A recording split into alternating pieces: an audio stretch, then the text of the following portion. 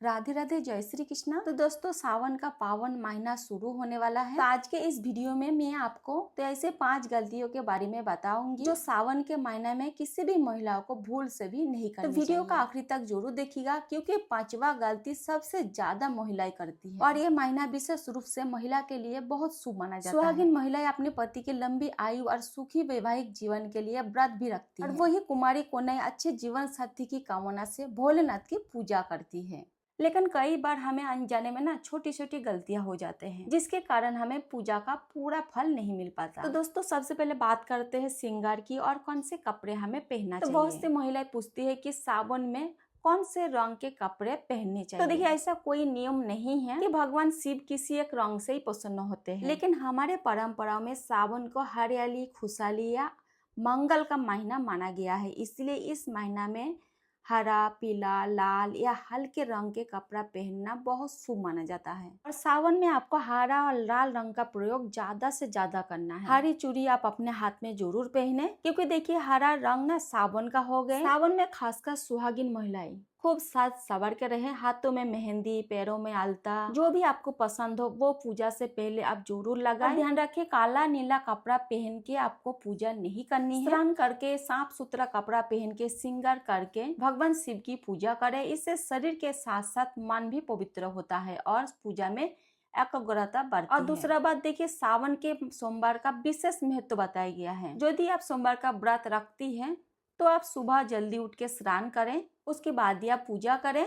तो देखिए, हम लोग कभी भी सोमवार के दिन बाल नहीं धोते और सावन के सोमवार के दिन तो धोना ही नहीं चाहिए और बाल नाखून नहीं कटवानी चाहिए। तो अगर आप सोमवार का व्रत रखती है तो आप एक दिन पहले बाल धो लीजिएगा। और देखिए, अगर आप सावन के पहले सोमवार में ही पीरियड्स में है तो आप व्रत शुरू नहीं करेंगी। हाँ, आप अपने हाथ से कुछ दान दक्षिणा, कुछ पैसा निकाल के किसी मंदिर के बाहर बैठे किसी भी व्यक्ति को, बच्चों को, जरूरतमंद को आप दान दे सकते हैं। और नंबर 3, तो देखिए, सावन के महीने में शिवलिंग पर ऐसे कोई चीजें हमें नहीं चढ़ानी चाहिए। महादेव को 3 चीजें अर्पित करना पूरी तरह से वर्जित माना गया है। केतकी का फूल, शिव पुराण के अनुसार एक बार ब्रह्मा जी और भगवान विष्णु के बीच में श्रेष्ठता को लेकर विवाद हुआ था। इस विवाद में केतकी के फूल ने ब्रह्मा जी के झूठ में गवाही दी थी। इससे क्रोधित होकर महादेव ने केतकी के फूल को श्राप दिया था। और तुलसी के पत्ता, तो देखिए, पौराणिक कथा के अनुसार तुलसी का विवाह असुर जलंधर, जिसे शिव जी ने मारा था, से हुआ था। जलंधर के वध के बाद तुलसी जी ने स्वयं को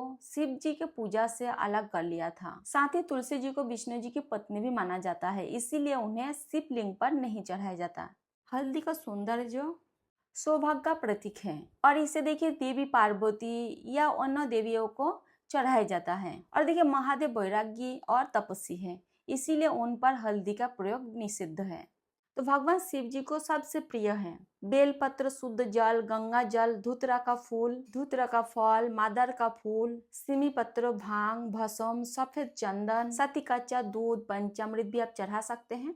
देखिए, मेरे चैनल पे सावन पे रोजाना पूजन कैसे करें, मिट्टी की शिवलिंग की पूजा कैसे की जाती है, सोमवार का पूजन हमें कैसे करना है और सावन के महीने में लड्डू गोपाल जी की सेवा कैसे की जाती है, यानी सावन से जो भी त्योहार आने वाले हैं तो उसका वीडियो मेरे चैनल पे मिलती रहेगी। तो वीडियो देखने के लिए मेरे चैनल को सब्सक्राइब आप जरूर करें। नंबर 4, तो आप लोगों को पता ही होगा, सावन का महीना वर्षा ऋतु का समय होता है और वातावरण में नमी अधिक होती है, जिससे हरे पत्तेदार सब्जियां हमें बिल्कुल नहीं खाना है। सब्जी में बहुत ज्यादा कीड़े लगने का संभव बढ़ जाती है। सावन के महीना में आप हरी पत्तेदार सब्जी का सेवन कम से कम करें और इसके साथ ही इस पूरे महीने में जितना हो सके आप सात्विक भोजन करें। यदि आपके घर में प्याज, लहसुन, मांस, मछली या शराब का सेवन होता है तो सावन के महीने में आपको ये सब चीजें बिल्कुल नहीं खाना है। तो सावन के महीने में आप सात्विक भोजन करें और सबसे पहले आप भगवान को भोग समर्पित करें, उसके बाद ही आप भोजन ग्रहण करें। नंबर 5, सबसे बड़ी गलती। तो दोस्तों, आप बात करते हैं उस गलती की जो सबसे अधिक लोग करते हैं। तो सावन के महीने में देखिए, सुबह उठते ही गुस्सा करना, घर में झगड़ा करना, किसी का अपमान करना,